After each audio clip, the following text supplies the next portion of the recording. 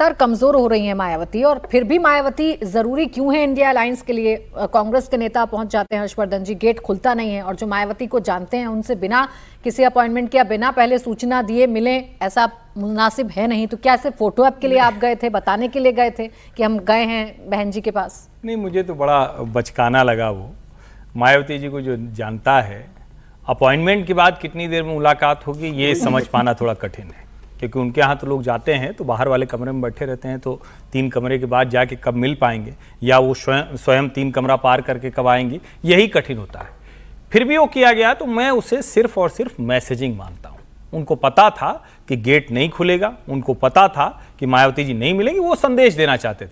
लेकिन क्या इस तरह के संदेश से कांग्रेस से कोई लाभ होगा? मुझे नहीं लगता। एक बात मैं जरूर कहूंगा, एकदम से एक पक्षी मसला नहीं है। मैं इस वाले विमर्श से थोड़ा सा इतर जाता हूं कि मायावती जी एक्टिव होंगी, बहुत मजबूत होंगी तो सिर्फ और सिर्फ अखिलेश जी को नुकसान होगा।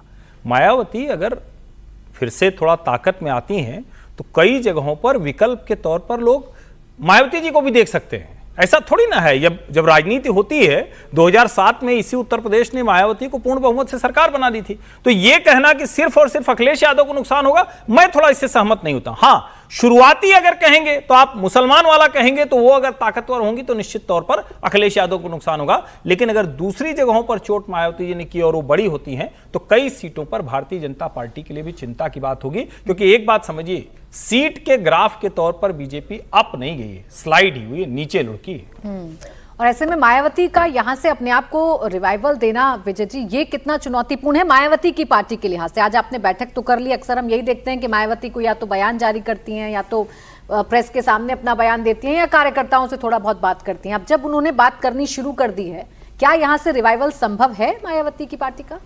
समीर जी ने भी बहुत विस्तार से बहुजन समाज पार्टी पर बात की है, विस्तार से उन्होंने बताया। लेकिन असल उसमें क्या है, एक कहावत मुझे याद आई कि जाके पैर ना फटे विवाई, वो का जाने पीर पर है। समीर जी को मायावती जी की पीर पता ही नहीं। हर्ष जी कह रहे हैं कि बीजेपी के लिए चिंता की बात होगी। अरे बीजेपी की चिंता की वजह से तो वो बैठी हुई हैं घर पर। तो इसलिए बहुत सारे कॉम्प्लेक्सेस हैं उस उत्तर प्रदेश की राजनीति को और मायावती जी की राजनीति को समझिए। और अखिलेश जी को कोई नुकसान नहीं होने वाला, क्योंकि अखिलेश जी का और मायावती जी का वोट बैंक ही बिल्कुल अलग अलग है। वो वोट बैंक बिल्कुल नहीं, जाटा वोट पे कॉमन है, पश्चिमी उत्तर प्रदेश में बहुत कम है। ऐसा नहीं है कि कोई बहुत बड़ा फर्क उन पर पड़ेगा। वो वोट बैंक कांग्रेस को नुकसान कर सकता है कि कांग्रेस उसका वोट बैंक हो। बीजेपी का वोट बैंक हो गया जो शिफ्ट होकर मायावती जी से बीजेपी के पास चला गया है। तो उन दोनों को लेकर कैसे होगा?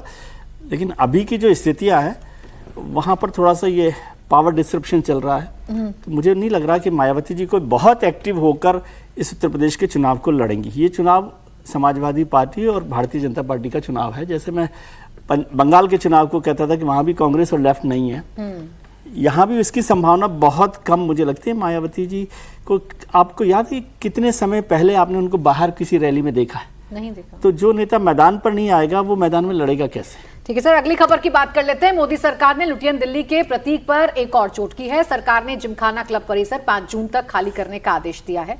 केंद्र ने 27.3 एकड़ में फैले इस क्लब को रक्षा ढांचे को मजबूत करने और सार्वजनिक सुरक्षा से जुड़े अहम कार्यों के लिए जरूरी बताया है। जिमखाना क्लब का पता 2 सफदरजंग रोड है, जो पीएम हाउस के बेहद करीब है। इसे सरकार ने 1928 में जिमखाना क्लब को लीज पर दिया था। आम आदमी पार्टी के राज्यसभा सांसद संजय सिंह ने इसको लेकर सवाल उठाए हैं। संजय सिंह ने कहा कि सरकार ध्यान देश का भला करने की जगह जमीन कब्जाने की ओर सरकार का ध्यान है। अब देखिए, संजय सिंह इसे अपने तरीके से देख रहे हैं, लेकिन इस खबर का मतलब क्या है? संगीत जी, सरकार अगर ले रही है जमीन को तो क्या नियत है, क्या मंशा समझते हैं? देखिए, सबसे पहले तो ये जान लीजिए कि जिमखाना क्लब है क्या। ये दिल्ली के सबसे बड़े जो रईस, ब्यूरोक्रेट्स, जजेज, पत्रकार, बिजनेसमैन, पॉलिटिशियन, इन लोगों का एक क्लब है। लाइजनर, बिल्कुल सही बोले। और ये लोग जो हैं वो देश की गरीबी के बारे में सोचते हैं, देश की शिक्षा के बारे में सोचते हैं, लेकिन वो शराब की बोतल और बियर की बोतल के साथ सोचते हैं। तो उसमें बड़े बड़े पॉलिसी भी तय होते हैं। सरकार के लोग भी उसमें कई शामिल, बड़े ब्यूरोक्रेट्स हैं तो वो भी होते हैं। सरकार ने कहा है कि भाई ये सुरक्षा के एक लीज पर ये दिया गया था और क्लॉज 4 का इस्तेमाल करते हुए हम उसको वापस ले साल लेते का हैं। 1000 रुपए देता था सर ये। हाँ, मजेदार बात है जो समीर जी साल ने का कहा। 1000 रुपए सिर्फ। मतलब सरकार को। 27 एकड़ का किराया कितना देते साल हैं का मालूम है? 1000 रुपए। साल में 100 रुपए महीना भी नहीं। 1000 रुपया, यानी 100 रुपये भी नहीं पर मंथ। और सोचो सुविधाएं कैसी हैं कि आप वहां पर जाकर के आप गोल्फ खेल सकते हैं, अच्छा स्विमिंग पूल है, अच्छा क्लब बना हुआ है। और यदि पढ़ा लिखा कोई आदमी चाहे, जी कोई और चाहे पत्रकार, तो उनको नहीं मिलेगा। इस पर जैसे होता है ना, एक हरिशंकर परसाई का लेख, मुझे एक लेख याद आ जाता है, कहानी आ जाती है कि बुद्धिजीवी लोग जो है वो पूरा का पूरा अपना एक मकान बनाया, खिड़की दरवाजे सब बंद कर दिए और अंदर सब बैठ गए। अब जिसको भी आना है वो खिड़की के सुराख से जो एक छोटा सा सुराख खोल दिया, उसी सुराख से होकर के अब आप आ सकते हैं, उसके बाकी सब बंद रख दिया।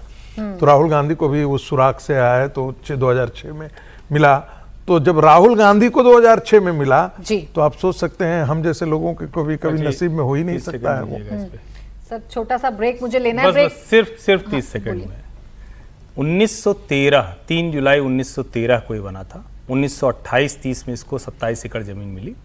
अंग्रेज हिंदुओं को, भारतीयों को, भारतवंशियों को, भारतीय संस्कृति को, भारत की सभ्यता को dogs and Indians are not allowed, इस मानसिकता के तहत ये बना है। बाकी सब दाएं बाएं की बात है। और इसको वो इलिटिस्ट अंग्रेजियत वाली मानसिकता लॉर्ड मैकॉले पुत्रों ने बचाकर रखा। यह शर्मसार करने वाला है कि भारत को गरीब बनाए रखने, कमजोर करने, भारत को पीड़ित रखने के लिए यह इंडियन इलीट्स का एक अड्डा था। अच्छा है कि नरेंद्र मोदी इसे ध्वस्त कर रहे हैं। और बार बार इसको कहा जाता था ना कि ये, जिसको और सरल भाषा में कहें, खान मार्केट गैंग। ऐसे ढेर सारे खान मार्केट गैंग देश भर में है। नरेंद्र मोदी की यह भी जिम्मेदारी कि इसको ध्वस्त करें।